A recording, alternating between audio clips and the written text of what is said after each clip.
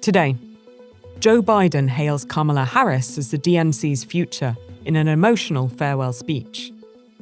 Antony Blinken says Israel has accepted a Gaza ceasefire proposal and urges Hamas to do the same.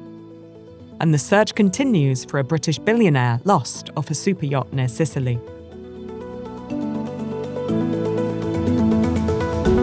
It's Tuesday, August 20th.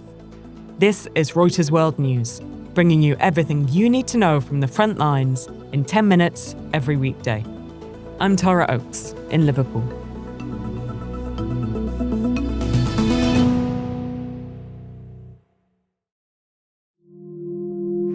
I would like to introduce my father, your 46th President of the United States, Joe Biden. Ashley Biden at the Democratic National Convention, where Joe Biden delivered an emotional speech on the opening night. In it, he praised his VP, Kamala Harris, describing her as the best hope for preserving American democracy. Our very own Christopher Walljasper was there watching.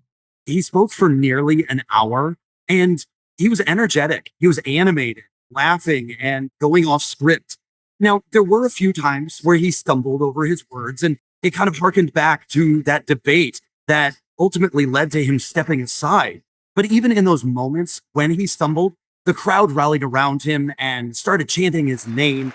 And all this talk about how I'm angry at all those people who said I should step down. That's not true.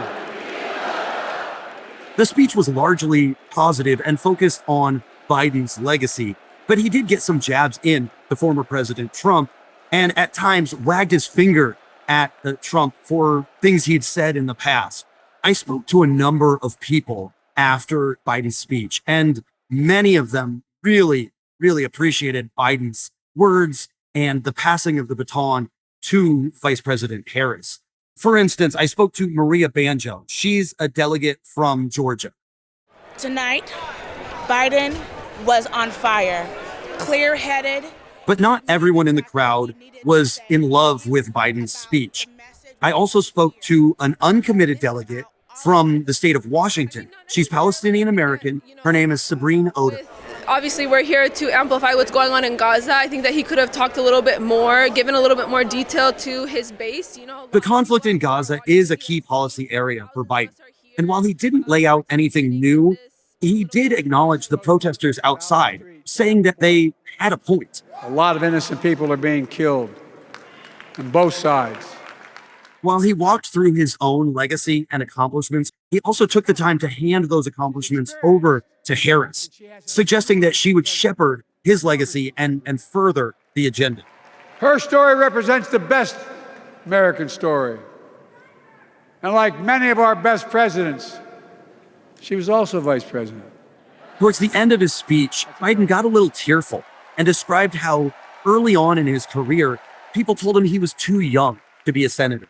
And yet, in the last few weeks, people told him he was too old to continue on as president. Let me know in my heart, when my days are through, America, I gave my best to you. Earlier in the day here in Chicago, I caught up with our political reporter, Jeff Mason. He's been covering Biden since he was a vice president and has been looking into what Biden's legacy might be. Certainly the first part of his legacy among Democrats will be that he defeated Donald Trump. And that was huge for the party. Then he helped usher the country through COVID. And he also had some other major policy wins that were supported in some cases by both Republicans and Democrats, including the infrastructure bill and some gun legislation and some legislation on chips, and some that were not supported by Republicans, but absolutely are viewed as hugely consequential by Democrats, including the Inflation Reduction Act, which, despite its name, was largely a climate change bill. And that is a hugely important issue for young people, for progressives. On a political level, the fact that he chose Kamala Harris as his vice president is a piece of his legacy. And if she wins, if she beats Donald Trump in November, that will be a part of his legacy as well. In a very constructive meeting with Prime Minister Netanyahu today, he confirmed to me that Israel accepts the bridging proposal. Secretary of State Antony Blinken, after a day of meetings with Israeli officials, including a 2.5-hour meeting with Prime Minister Benjamin Netanyahu. Blinken's urged Hamas to also accept the proposal. His remarks come as Israel says it retrieved the bodies of 6 hostages from the Khan Yunis area in southern Gaza overnight. The US and others are concerned that if ceasefire talks break down, Iran could retaliate against Israel for the recent killing of a prominent commander, leading to wider regional escalation. Mayan Lubell has been covering the story.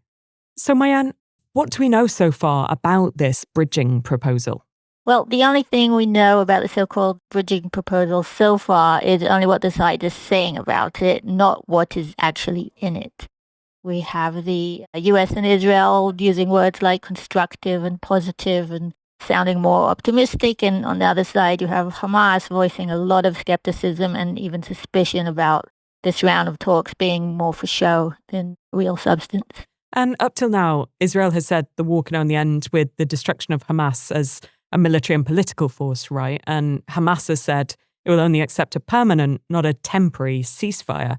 So how far will this proposal go to tackle some of those issues? Do we know? The proposal gives time for the sides to try and work that out. The question is just whether they will even get that far. What can we expect from Hamas now?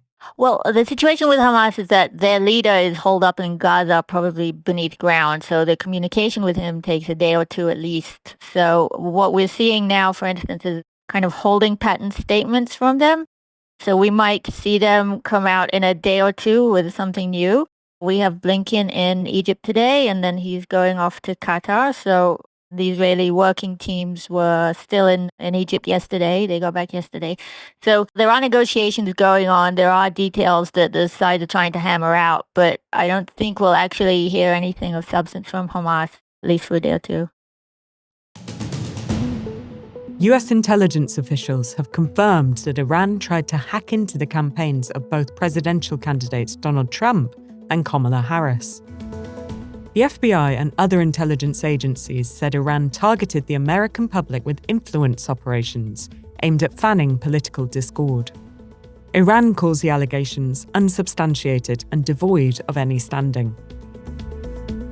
Rescue teams are resuming a search off Sicily for 6 missing people after a luxury yacht was struck by a violent storm and sank. Among the missing is Mike Lynch, a tech tycoon who spent more than a decade building Britain's biggest software company, and then almost as long again fighting fraud charges related to its multi-billion-pound sale. Ukrainian President Volodymyr Zelensky says his country's assault on Russia's Kursk region showed that Kremlin threats of retaliation were a bluff, and he urged Kyiv's allies to loosen curbs on using foreign-supplied weapons. Zelensky said Ukrainian forces now control nearly 500 square miles in the Kursk region. Russia has said Ukraine struck a 3rd bridge in the area, complicating Russian efforts to repel the Ukrainian attack.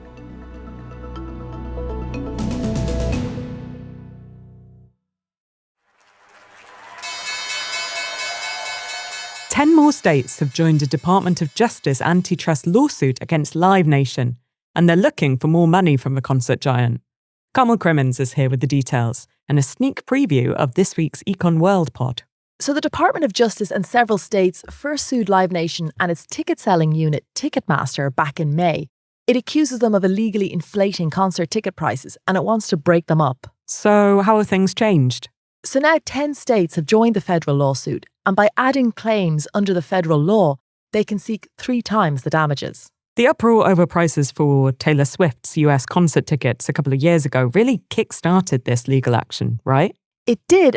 And actually, Tara, she's also at the heart of this week's Reuters Econ World pod. We're diving into Swiftonomics. Is it even real? That's what we're asking. And I'm delighted that you're going to feature on this week's show. My starring moment, at last. Best tune in tomorrow where we'll be talking Swiftonomics. Thanks, Carmel.